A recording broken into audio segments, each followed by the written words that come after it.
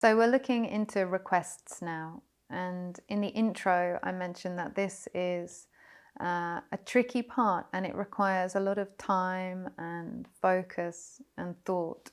And that's because when you get to a request, then you get the interaction that comes back, and it could be a yes, I'll try that, and then the situation resolves itself.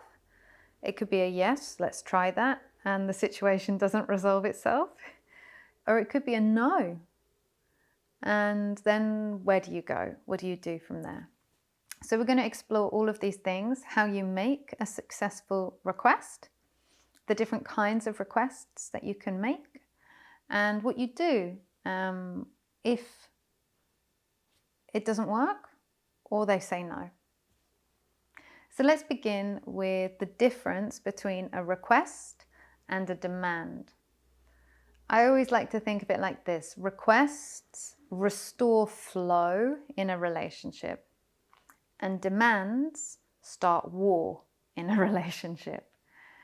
And personally, I think there's no greater challenge or like a test for this in myself than with my children.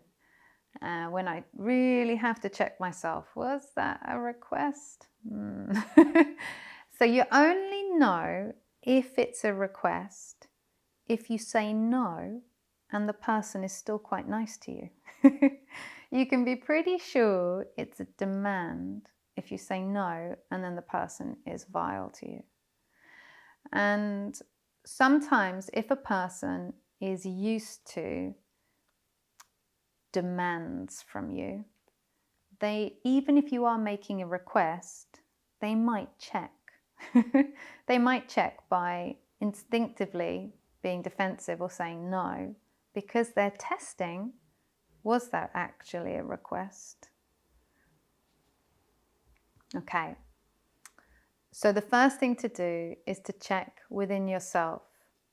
Am I open to the idea that what I'm suggesting isn't the only way for us to get our needs met? And if the answer is even just slightly no, then there's some more self-work to do before you get to the point of requesting something from somebody else. So your first request would be what I call a request to self. So there's these different requests. There is a request to self, there is an actioning request, and then there is a request to the other. What do I mean by these? So let's start with the request to self. So you've had your scenario, you've got all your judgments out, you've translated your judgments and your stories into feelings and needs, and now you really are in a place of understanding what you're feeling and what you're needing. And you may have even done the same process guessing for the other person. So guessing what their observation would be of this situation, guessing what their feelings and needs may be, so that you're kind of giving yourself a good idea of all the parts which are at play. And then you come to seeing that you're feeling this and you're needing this, and you give yourself a request. And the request might be for self-care. So you might say, I'm going to give myself 20 minutes every day to have a quiet cup of tea.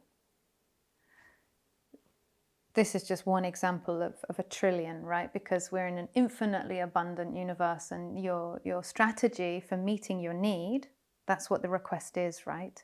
It's a strategy for meeting your need. Could be anything. If you get rigid and you fixate on it needs to be this, you make an abundant universe a really scarce one. So it's really important to stay really tight to your need and really loose to the creative possibilities of how that need might get met. So if you want to make a good request to another person, you've got to get your language and your intention really, really clear. So the first thing you need to do is you need to have an observation.